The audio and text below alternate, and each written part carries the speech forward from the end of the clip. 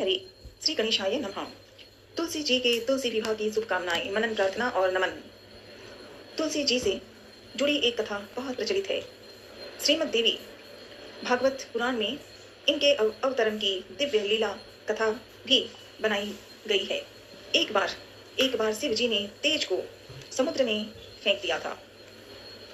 उससे एक महातेजस्वी बालक ने जन्म लिया। यह बालक आगे चलकर जालंधर के नाम से पराक्रमी दैत्य राजा बना। इसकी राजधानी का नाम जालंधर नगरी था। दैत्यराज कालनेमी की कन्या वृंद का विवाह जालंधर से किया। जालंधर महाराक्षस था।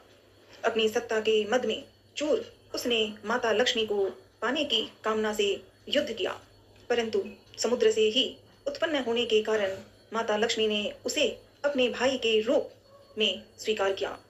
वहां से पराजित होकर वह देवी पार्वती को पाने की लालसा से कैलाश पर्वत पर गया।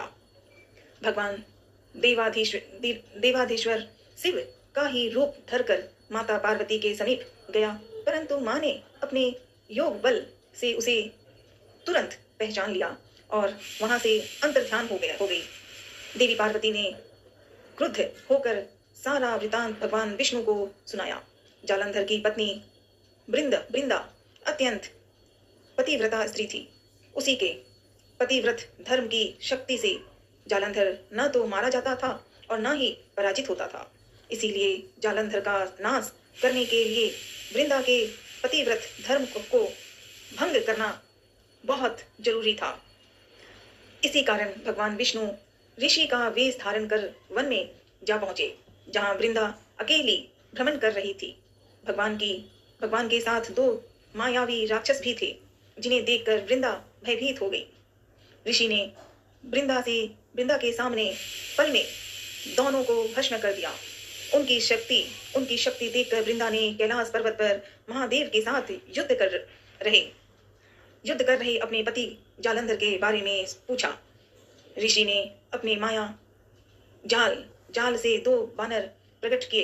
एक बानर के हाथ में जालंधर का सिर था तथा दूसरे के हाथ में धड़। अपने पति की यह दशा देखकर वृंदा मूर्छित होकर गिर पड़ी।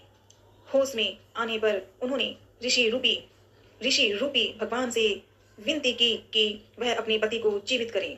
भगवान ने अपनी माया से उन्हें जालंधर का सिर धड़ से जोड़ दिया, परंतु स्वयं भी वह उसी शरीर में प्रवेश कर गए। वृंदा को इस छल का जरा आभास न हुआ। जालंधर बने भगवान के साथ वृंदा पतिव्रता का व्यवहार करने लगी, जिससे उसका अस्तित्व भंग हो गया। ऐसा होते ही वृंदा का पति जालंधर युद्ध में हार गया।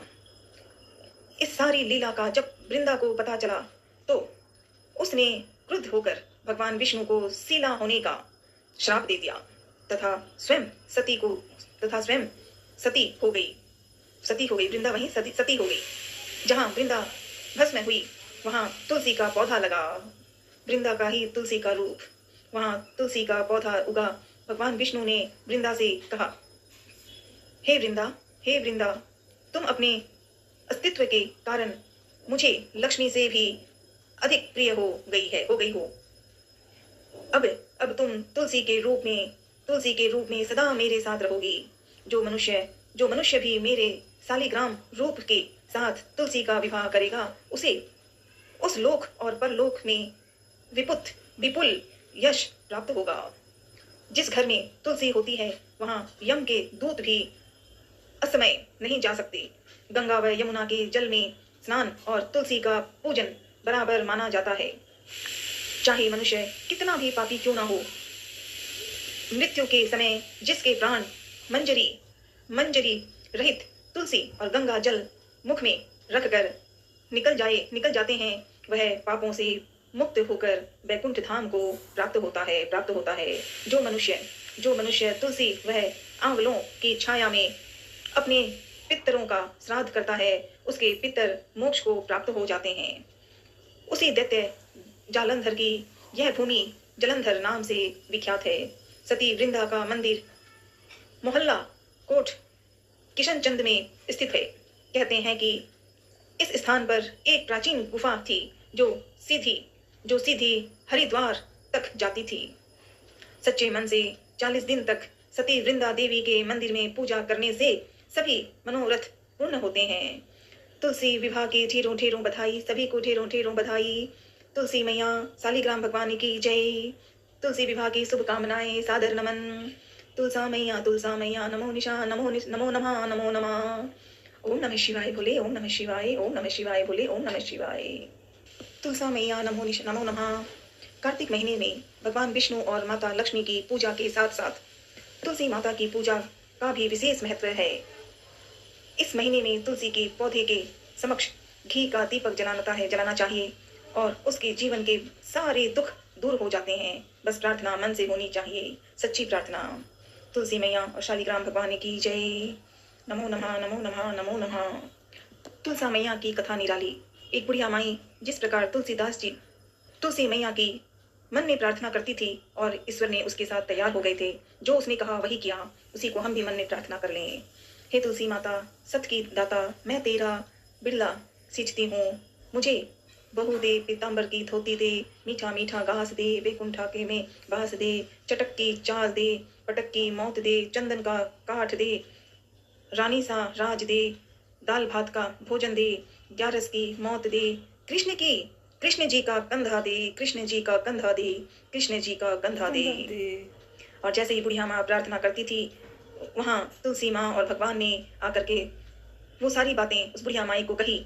और जिस दिन बुढ़िया माई का अंत हो गया, जब वो मर गई थी तो रुका हुआ था कि बुढ़िया को उठा नहीं सकते, तो वहीं भगवान वहाँ आए और भगवान के रूप में, बालक के रूप में भगवान खुद आए और बालक के रूप में छोटे बच्चे से बनकर आए और कहा, मैं बुढ़िया माई के कान में एक बात कहूँगा तो बुढ़िया माई उठ जाएगी।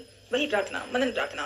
बालक ने कान में कहा, बुढ़िया माई मन की निकाल दे, पीताम्बर की धोती ले, मीठा मीठा घास ले, बैकुंठा का वास ले, चटक की चाल ले, पटक की मौत ले, कृष्ण जी का कंधा ले, कृष्ण जी का कंधा ले, कृष्ण जी का कंधा ले।